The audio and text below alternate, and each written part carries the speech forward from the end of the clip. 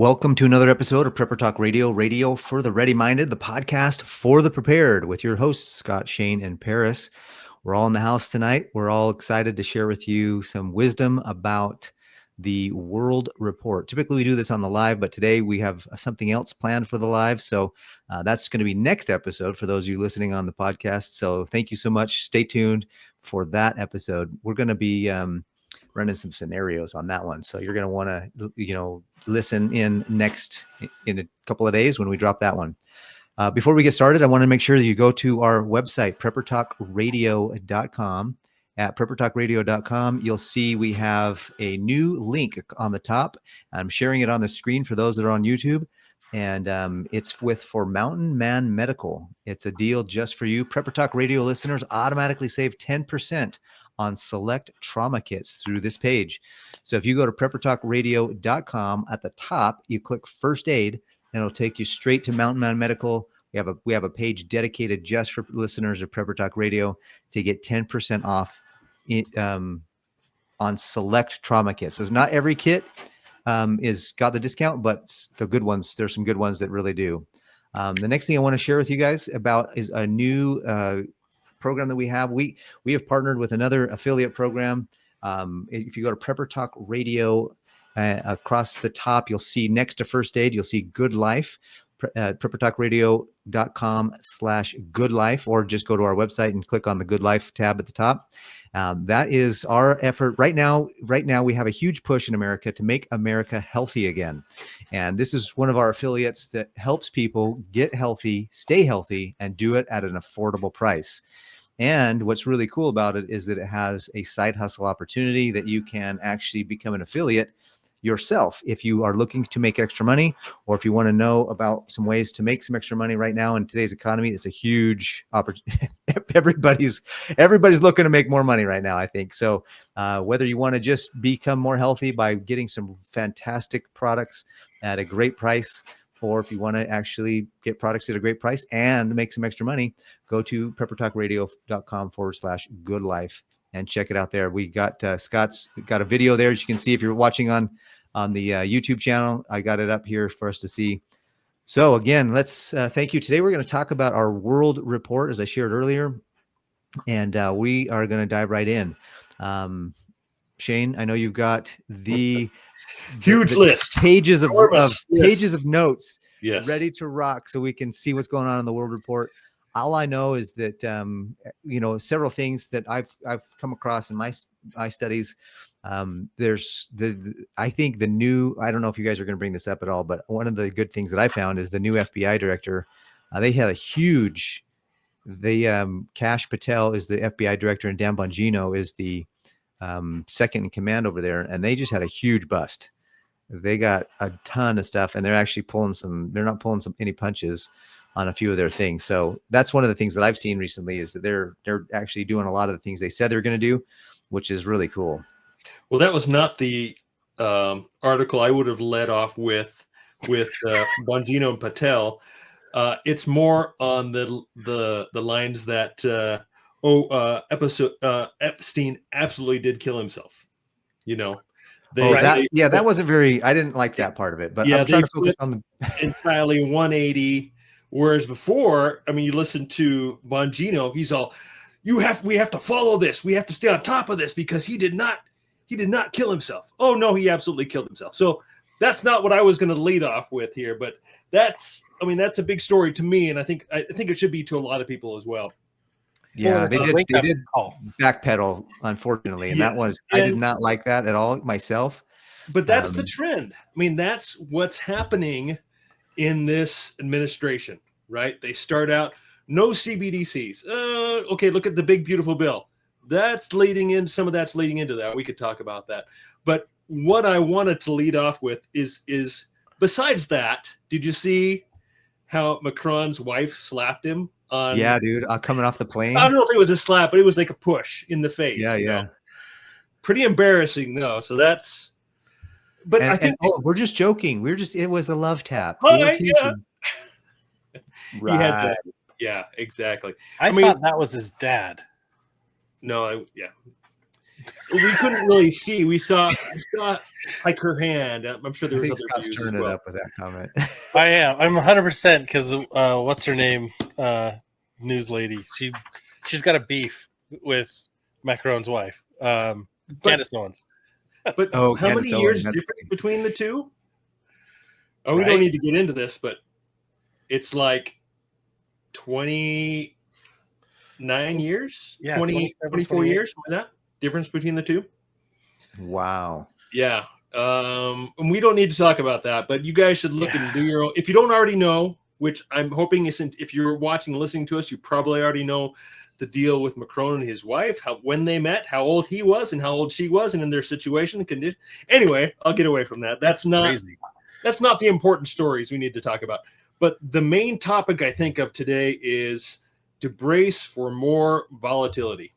I mean, Ferris, you being the financial guy, we watch the markets pretty closely, all the different aspects, and kind of like this Patel and Bongino story, flip flopping 180 degrees. That seems to be what's happening regularly in the financial world and the entire world, really. I mean, look at like Iran, there's so it many. drops significantly one day, and 2 weeks later, it's back. Yeah. What the heck? And then now, I know, especially with the economy, this whole thing with the tariffs is really, it's going a little bit going crazy. And it's almost like one of the things I'm interested to see is if it's going to be a zero-sum game with the tariffs, like, because they might add the tariff, but then I also heard that, and I didn't verify this, but I heard one of the people I follow said that this was the biggest month the America has ever had for tariff income.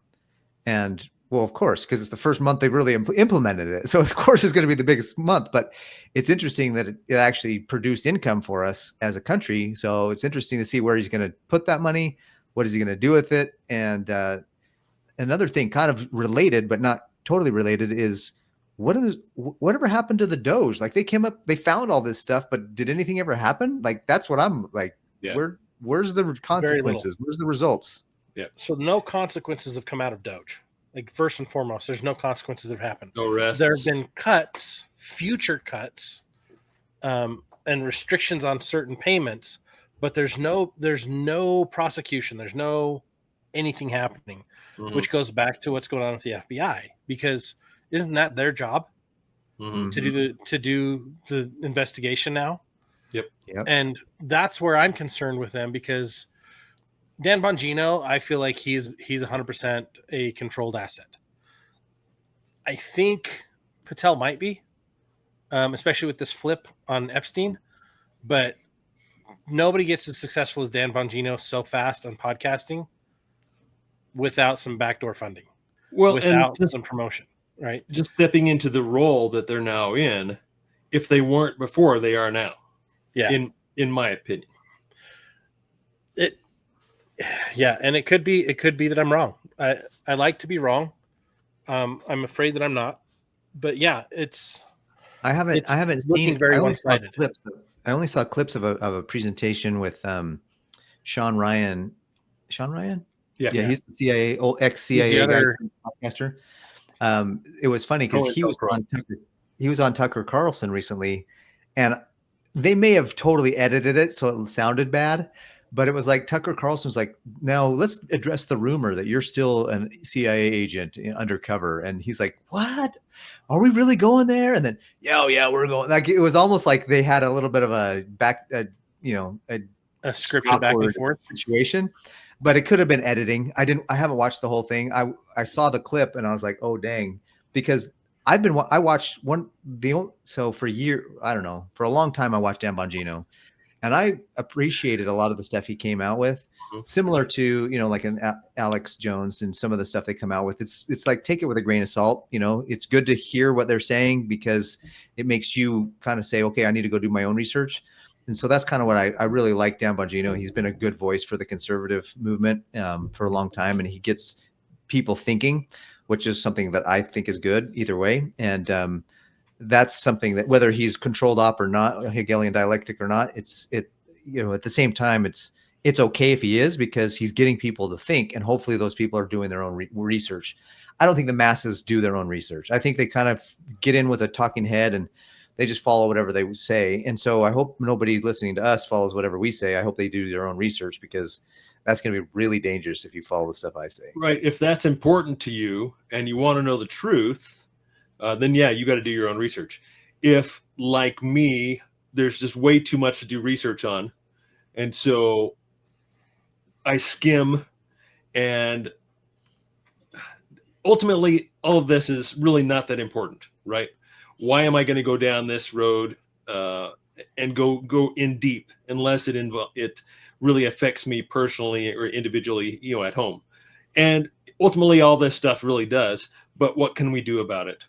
And if there's something that I can do something about, that I want to know the truth about, then yes, I'm going to dig in. But there's so many things that we'd have to dig into. There's just, it's about creating confusion. It's about creating this volatility, out of, I'm trying to think of the saying, out of order, out of chaos is how they are bringing about their order. Order out of chaos. Ordo abdao, I think is the Latin. Order out of chaos. Yep. And they create the chaos, which is their new order. Anyway, that's a whole nother leg we could go down. But so many things. We're going to run out of time if we go that deep on all these different topics here. But since we're already talking about the big, beautiful bill, right? That just passed the House, I think, today, or was that yesterday? I believe it was last night. Anyway, last night. It's potential. I think they're saying right now 3.8 trillion adding to our debt very quickly, but I've even heard potentially 21 trillion over the next 10 years. Where's that going to come from? There's supposedly, lots of tax cuts. Obviously, when there's tax cuts, it reduces the revenue of the government, and they got to get it from somewhere else. But also along those same lines is hearing that the Fed has been monetizing the debt quietly. New QE behind the scenes, 46.8 billion, I think it was 43.6 billion. Quiet QE. So behind the scenes, things are happening that we're not seeing, that we're not going to be able to find out about. Yeah. So, it's a lot of good things potentially in this bill. I think we could do without it. I think ultimately it's just going to, it's going to add to the debt, and it's going to deceive more people, because we talk about the things that's included. $1,000 for every newborn child. Where did that come from? I mean, that's just ridiculous. That's another Social Security program, which is just another way to confiscate debt. And that's actually where I was kind of going with the new CBDC. This is government controlled. It's going. The Federal Reserve is going to manage this. It's all not good. I think most of the things in this bill, yes, we get some tax cuts, we get some tax credits and such, and more for children and such, but which we could go into. But I think in general, it's just more of what we don't need. Well, what's interesting is those tax credits for the kids and the tax cuts. The reason that's in there, and I see why it's in there, is because I'll give you a couple of the stats.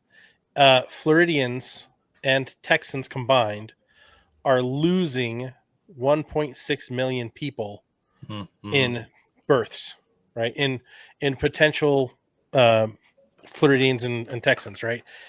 Because as a country, we're populating a lot less. All of our population growth over the last decade is this compared to our influx of illegal aliens and people who come here legally. That is the majority of our growth in our country. And if we take that out, we're actually losing numbers for the last decade. So they're doing this to try to incentivize. How is $1,000 going to adjust the cost of having a kid? I'm going to have a kid whether they do this or not, right? That's my mindset and lifestyle. But $1,000 kicker when the hospital is going to charge me $28,000 to have a kid, plus additional bonuses that they're going to pay themselves off of my dollar, right? Those are the bigger problems that aren't even closely remotely addressed in this, right? We're promised that this dream bill, whatever this thing is called, the beautiful bill, big beautiful bill would solve a lot of problems. And the only thing it does is it kicks the can down the road while also injecting it with steroids and making that can bigger, a bigger problem. It's a stimulus. In the short term, it's a stimulus. Mm-hmm. A stimulus that only benefits who? The current generation or current people. Doesn't even benefit us. It benefits the government. Oh, Mhm. wow. It gives them the budget to do what they want. Yes. So another measure to steal from the people. And of course, there's the good things which stand out and say, hey, this is good. I want to see this passed, like no taxes on tips. And even that has this caveats. It's you've got to make under a certain amount. I think it's 150, which is fine. But up to 25,000 deductible. It's got to be in cash, something like that. I guess potentially there's some changes to that. But And the same. and people will see some benefits, but they will be smoke and mirrors. And if you ask me, well, it's like they're giving it's like a casino play, right? The house always wins. And it's funny, it just passed the house, right? So they're always going to win. So they're giving us a 2% buffer. They're like, hey, we're going to help you a little bit. Here's 2%, while we take 98%. And we utilize all that for our nefarious purposes, whatever those may be.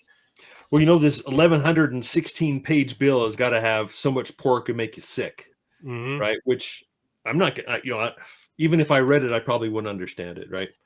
Well, it's also removing SNAP benefits, which the people who are going to have the babies to save $1,000. Now they're going to lose benefits there because most people that are on that can't get off. I thought the child tax credit was $2,500. Yes, it is, but this is a newborn tax credit of Oh, interesting. Or something. Oh, okay. So like having a baby, you get an additional 1,000 on top of the 2,500 because you had a baby versus the kid's been alive for several years and you get, okay, I see. Yeah, you don't get to claim it retroactively, unfortunately. Shoot, like, dude. all right, $2,000 in the pocket that doesn't exist. Well, I just talked with my CPA today and he's like, so your daughter got married last year? I said, yeah, both of them did. He's like, all right, well, that's one less deduction you get for the state. I'm like, dang it. Yeah.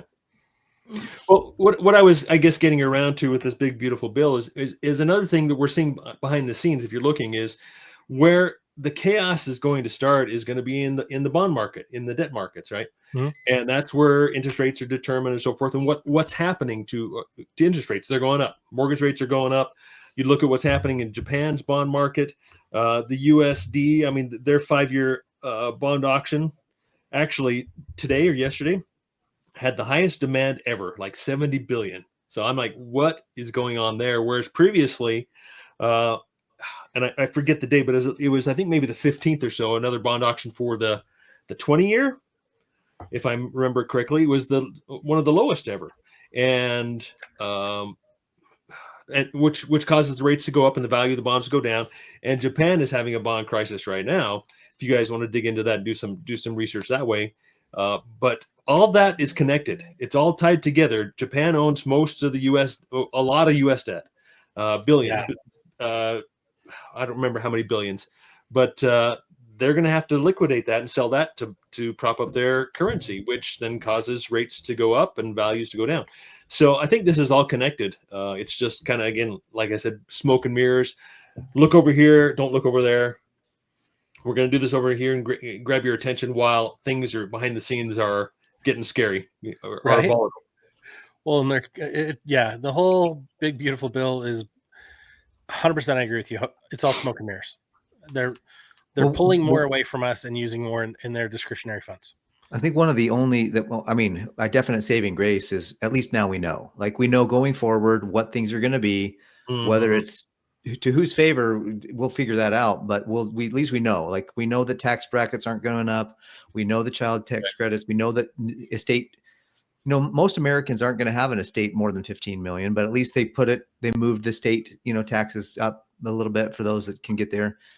I was actually watching another guy yesterday about this week actually is a pretty, the week we're recording this is a big week for consumer confidence, for the housing, for the inflation. Like housing numbers come out on Thursday, which is tomorrow as of this recording, and then the inflation numbers come out on Friday, which is 2 days from now. So by the time you listen to this, all this data will have come out and we'll see. But I was looking at consumer confidence index is actually down below or hit the same, like right before C19. So we had a big jump, and then it's back down again to, where that like, so it was Well, I think climbing that's really well. 2019 was doing really well. Consumers were really excited, and then 2020 and the whole thing hit, the pandemic hit, and bam, it just went straight down. And then it kind of stayed even for a few years, and then it jumped back up, and now it's back to the 2020, which well, is not good for why consumer. is that though? What are the contributing factors? We have to look at what's going on in the international markets, what's going on with the tariffs, because we're a consumer country, Yeah. right? So our spending right now is going, whoa, hold on, time out. I'm going to hold off until I see where these things land. That's where most Americans are. We're all tightening the belt just to see what happens, because we've been screwed over the last few times this has happened, and we know the drill, right? We all had the fire drills in grade school, middle school, and high school. We know the drill. We know what to do. This is part of the playbook. They just do this over and over again. Well, and going back to tariffs real quick, the some of these tariffs were put on hold until July 9th. And what happens July 1st? Do you know what happens July 1st? Basel III kicks in. You know what Basel III is? No. That's when gold is considered a tier 1 asset. Ooh. So right now it's like tier 3. So you're only, whatever gold the bank holds, they're only able to account for, put 80% of it. I think that's what it is on their balance sheet. Maybe I'm mistaken. But as of July 1st, it's 100%. So that's one of the reasons why gold is going crazy. There's many reasons. And the U.S. is actually receiving a lot of gold is coming into the U.S.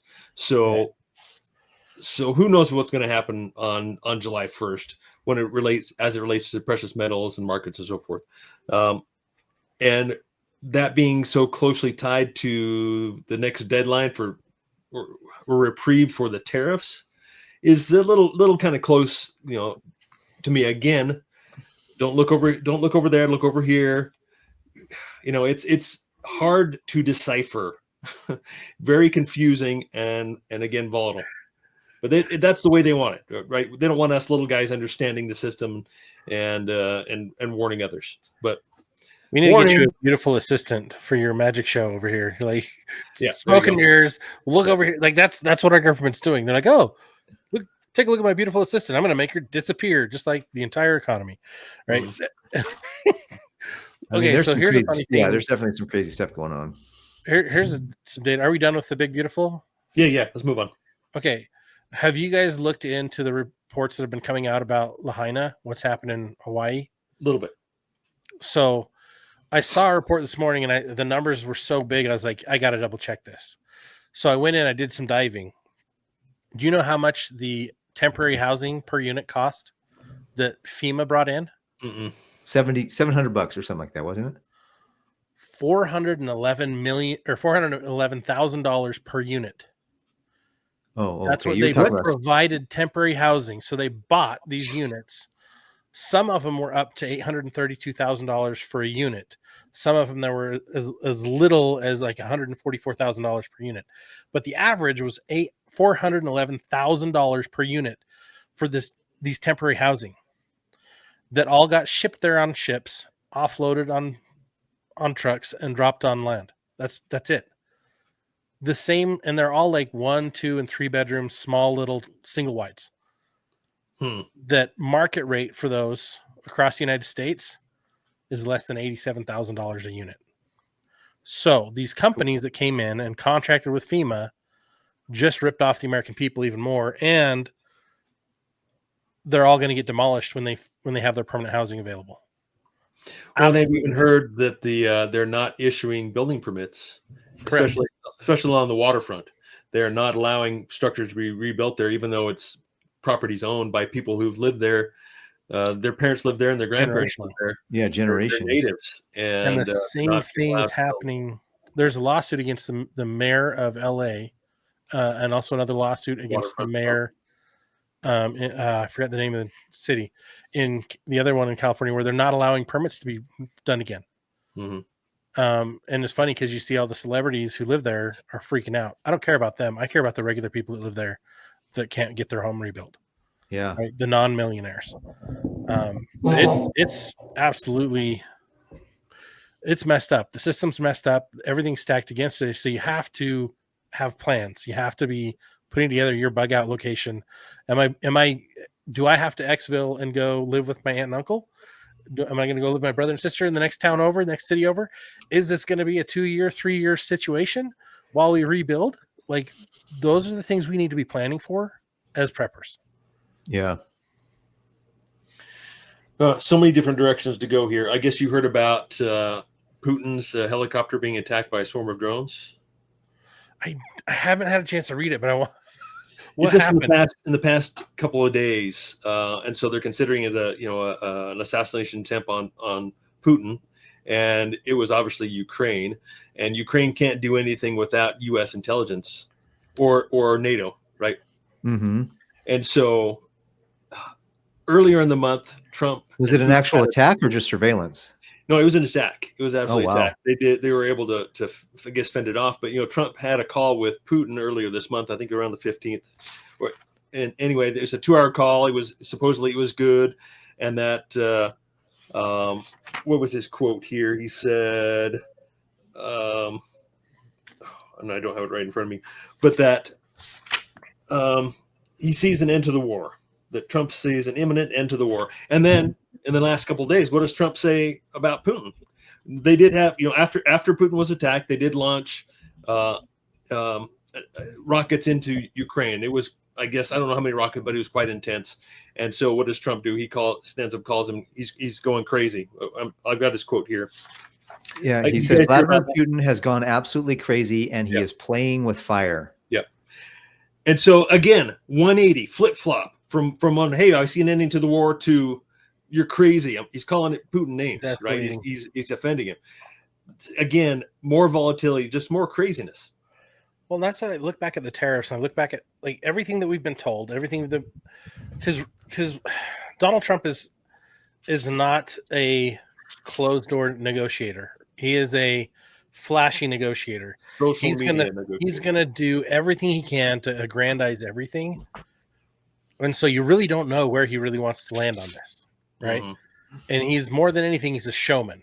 Everything is for show first, flash first, get the panic response, and then he'll sneak in his deal the way he wants it. So the American people are getting played either way, right? Everyone that lives here is getting played either way because we don't really know where anything is going.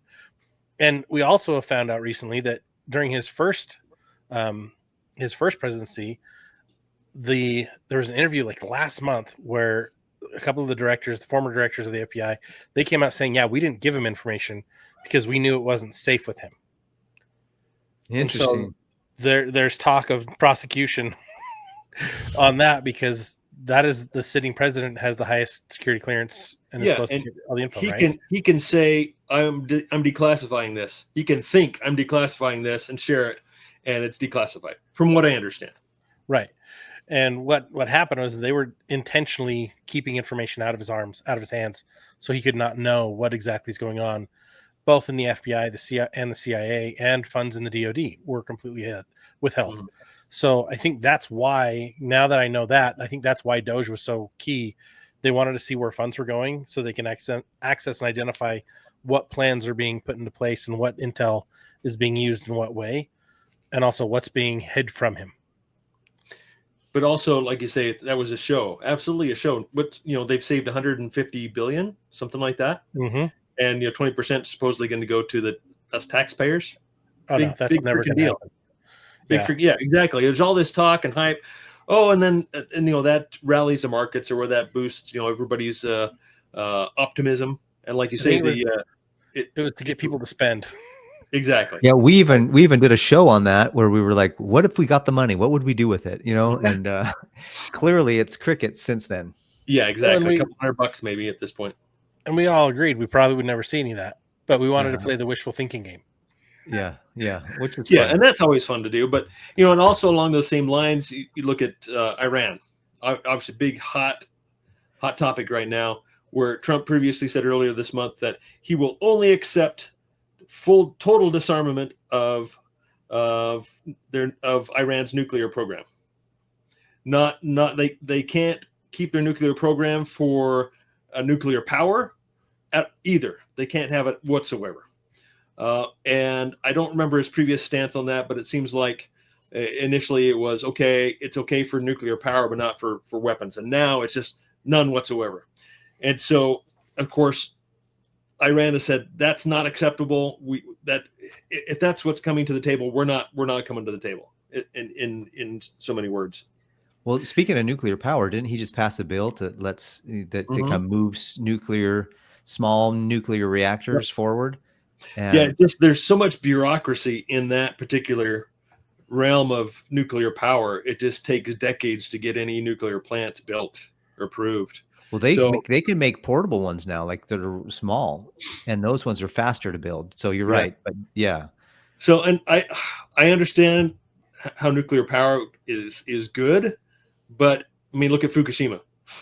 One natural disaster, it's destroying the oceans. I mean, it's destroying the world, and hasn't been talked about for years and years now.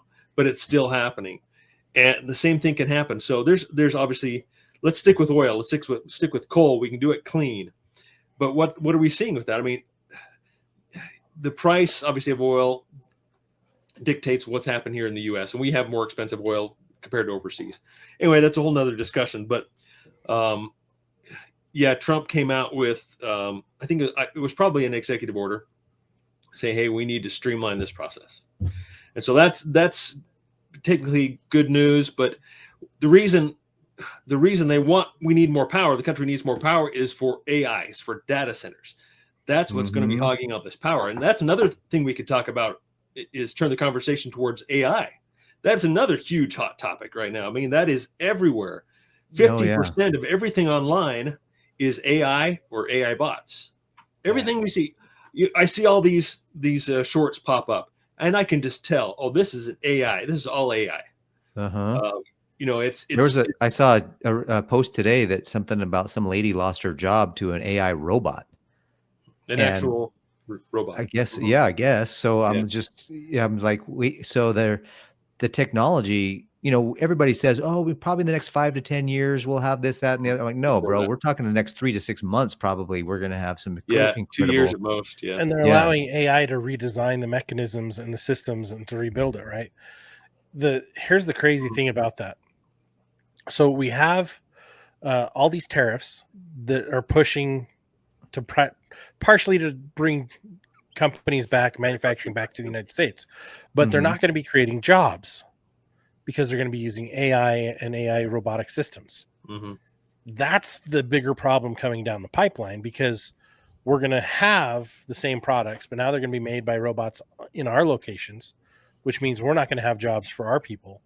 And that's the next big struggle that's about to come down, because they're announcing all these new warehouses that are going to be built, all these new manufacturing plants that are going to be built, but they're all smart, meaning automated, meaning 300 jobs possibly.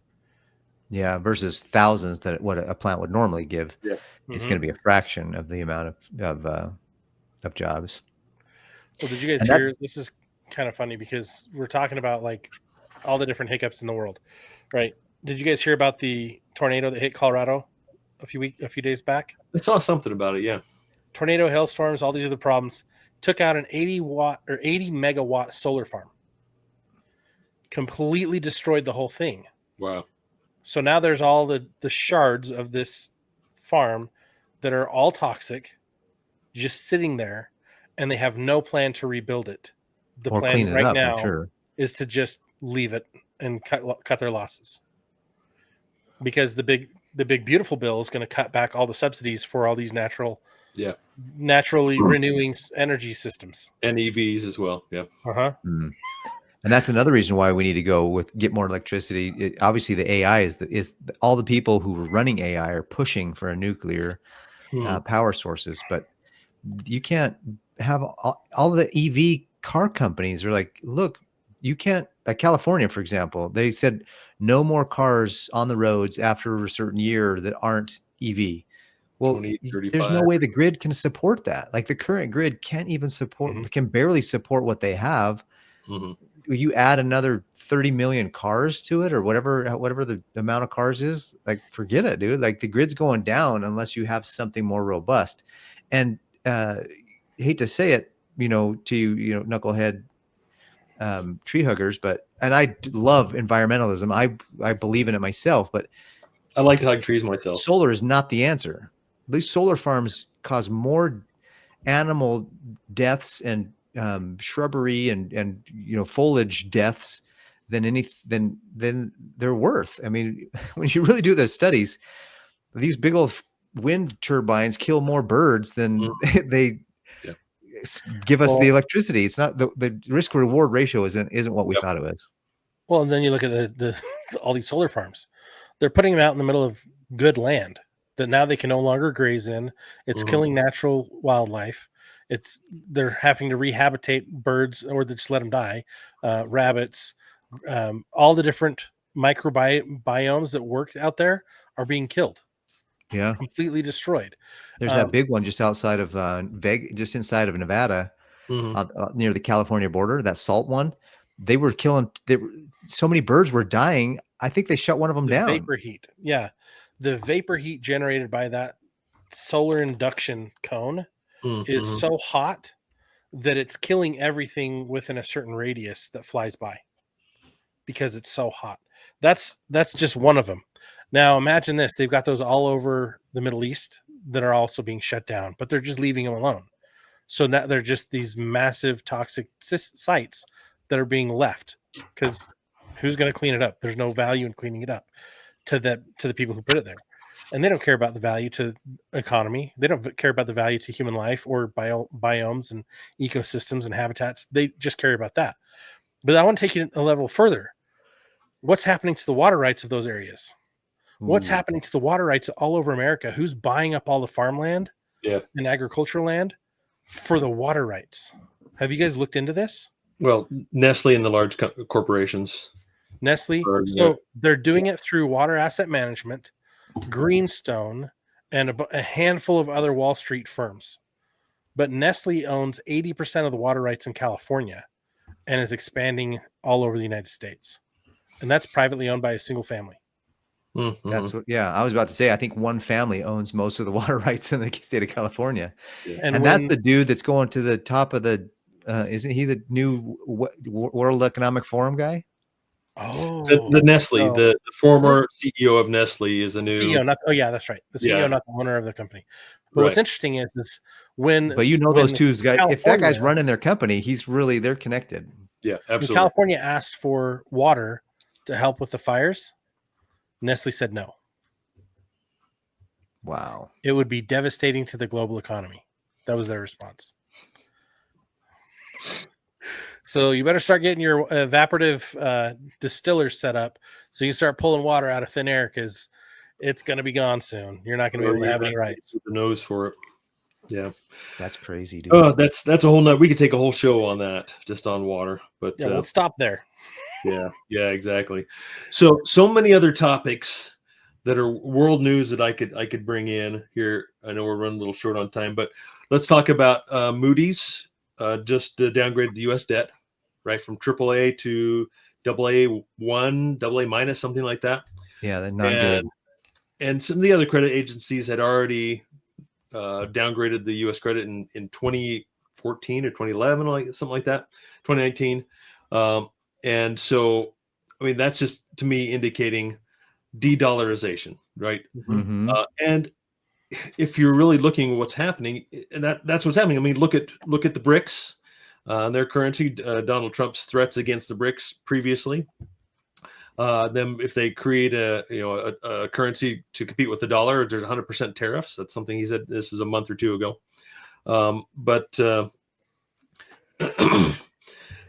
But also, again, that goes along with also the demand of the U.S. bonds, which is down. Like I mentioned, the Fed is now monetizing the debt behind the scenes. This is all connected, and we already can't pay for the interest rates on the debt we have, and it downgraded means our credit score just went down, which means our interest rates are going to go back up. Our borrowing power is limited, and what's interesting is the real estate market goes as well. And what's happening right now, the real estate market's on a rise as far as per square foot cost in residential markets. Mm. And I'm looking at the data going, how is that possible when the economy is going the wrong way for home values to be going up? And there's when not interest much rates are going volume. up. There's not much volume and not many homes available. Inventory is very low. Which you'd think with all these deportations, there'd be a lot more units available. Rentals. Yeah. That's BlackRock rentals, right? Or Blackstone. the trailer parks are not so desirable for most of it. Well, but the other Yeah. problem is this that goes along with that is a lot of the investors who have all these units are going to be stuck with all these empty units, Yeah. right? They're going to want to offload those. We also have the foreclosure market that's been postponed, pushed for years, right? Ever since the RONA, True. it's been pushed off, and those are starting to come due. I mean, they came due like 3 years ago, and then they got pushed again, and then again, and they're on the fourth push. And the speculation is it's not going to get pushed again. Yeah. So a lot of foreclosures. Student debt is now, you have to start paying it. Yeah. Well, I mean, just to add on to the housing thing is that the new home sales is down across the country, and that data is supposed to come out officially on tomorrow. Actually, I think that's what I mentioned earlier in the show. I think it comes out tomorrow as of the recording of this video, which by the time you guys hear this, it'll already be out. Yeah, and I had a stat here for that. I'm looking at, but yeah, new home sales are down. Can't find my stat here. I mean, I think they're down to 2008 lows, something like that. I think they're even before that. But also along that same line of, U.S. debt, interest rates rising, real estate market going down. I mean, that also construction, that's, jobs are, I think we're just beginning to see the job cuts are just really getting started. Yep. I mean, we've had a lot of job cuts this year so far, a lot.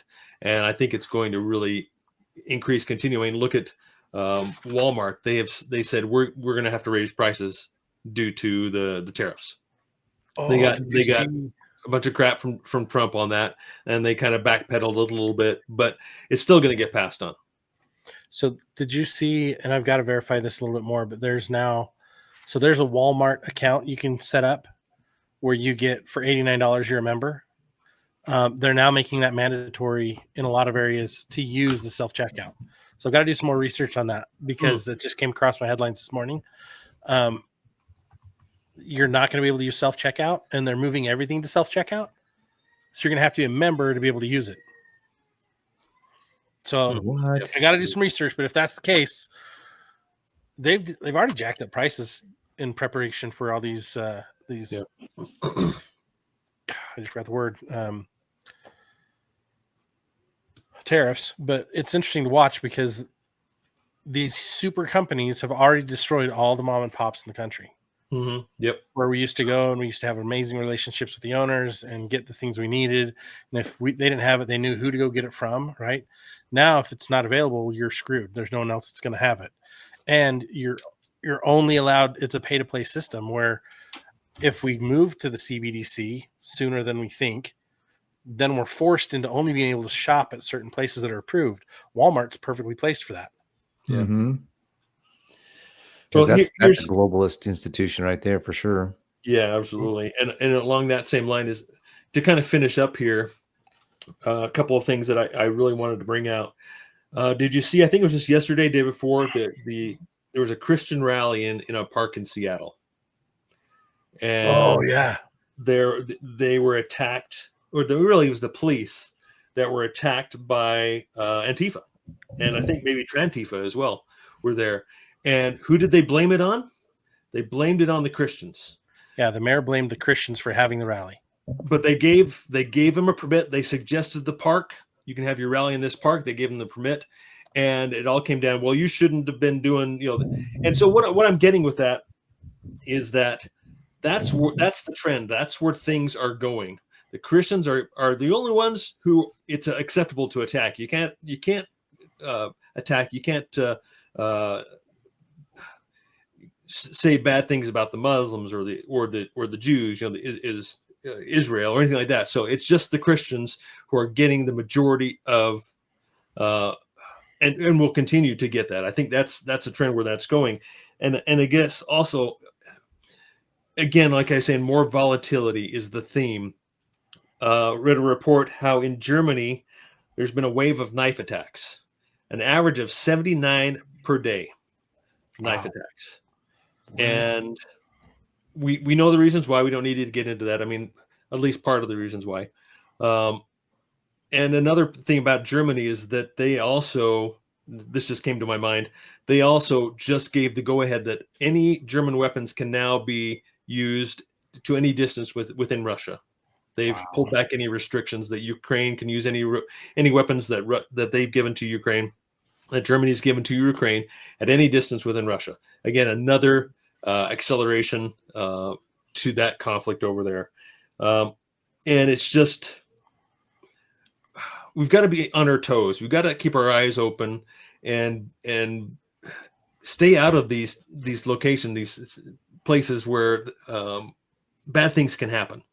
That's something that I've done for a long time, right? I've always kept myself out of these type of places and situations. But I think moving forward, those of you who are listening who'd like to go to group events, who'd like to go to game, sports games and so forth, really need to keep your eyes open and be very careful. Well, there was that. Did you see that guy drove through a crowd of people in Liverpool because they were celebrating after the win of the Premier League? There was a big Premier League win. Things are just getting more crazy. Yeah, it's some dude just drove his car right through the crowd and killed. I don't know what the fatality. I don't know what the final numbers were, but he ran over some people. I mean, some dude was filming it the whole time. I'm more like, and more often now. And that's kind of crazy. Is happening all around the world more and more often, as you say. So it's like, it's not just America. It's all around. It's other places too. It's the desensitization of people. Mm-hmm. The continually being told the value of life is less and less and less, and that your opinion matters more than truth. I think along with desperation as well. Yeah. Well, that leads when you've been kicked enough, you fight back, and you don't necessarily fight back logically. I think that's the big problem. Right. Yep. Is nobody knows how to resolve issues, and some of these issues you can't just easily resolve. And so I can't just sit here and standard boilerplate judge everybody without knowing the situation. But we have been completely deceived in this world, and we've been told things that are not true are true. Told that people are of no value. And that your opinion is more important than truth, and that you can't do anything about it, right? We've learned to escalate instead of de-escalate. We've learned to switch quickly to anger as opposed to let's find a solution. And that's the scary reality of where we are in the world. Well, so you can't negotiate with the devil. I mean, no. He's gonna deceive you every time. So you almost kind of just say, you know what, we're not going to negotiate with the devil. We're just going to leave him out of the negotiations, and we're going to go do our own thing. And so people keep trying to negotiate with the devil. Like, no, I think I can do it. My dad has this funny quote that he's been sharing with me more and more often. He says, I have a mental illness. I actually believe that if I presented somebody with the facts, I could actually change their mind. And I'm like, Dad, that's brilliant. Like, I have the same mental illness. Like, so many people, like, you give them the facts and they're like, no, but this and that. It's like just as an example, there was this girl who goes into a boys' locker room. She's filming the boys changing. The boys complain and they get in trouble, and the girl doesn't, because she was a boy that day. And it's like, what Twilight Zone episode are we in, right now? And that's the whole thing, is I have a mental illness, and, hats off to my dad. I have a mental illness that I believe that if I present the facts to somebody, I can actually change their mind. I think I suffer from that as well, mostly. But I have my bandit sticker over here that says I choose violence. I think it's a challenge to understand. First and foremost, this isn't a war against each other. It's a war against kingdoms and principalities, not of this world. Darkness. And darkness. It is darkness. And The problem is some people are beyond communication. They've chosen a situation, or they've drawn their line in the sand, so to speak, that they will not even tolerate a conversation. And you can't fix that. But there's people who haven't done that, who are entrenched but misguided, that you can still at least try to have a conversation with. And so I'm hopeful that I can help fix that. Yeah. But then I also recognize that certain people, I can't have a conversation at all. Yeah. They're too far gone. They're past feeling, as the scriptures say. Yeah. Yeah. Any last minute thoughts, guys? I think that was mine. That's awesome. Well, whatever's happening in the world, whatever's going on, make sure that you're taking time to love your family and prepare your family. The reality is that all these global events are going to continue to happen, and the more important thing is you taking time with your spouse, with your kids, and making sure that you're building those strong relationships with your neighbors and your friends and your communities. So once again, please check out our friends at survivalfrog.com. Use code PrepperTalk to get 10% off there, and check out our good friends at Mountain Man Medical. Mountain Man Medical. You can go to preppertalkradio.com, and then at the top it'll say first aid. Click on that and it'll take you to the landing page where you can choose the kits that will give you the 10% discount. And they have some really good kits, some really good stuff. Shane, I think, and Scott, both of you two worked hard diligently to procure that relationship, and we're excited for it. So thank you so much for listening. You've been listening to Prepper Talk Radio, radio for the ready-minded. And until the next time, stay ready-minded, stay prepared. Take care, guys. See you next week. Good night, everybody.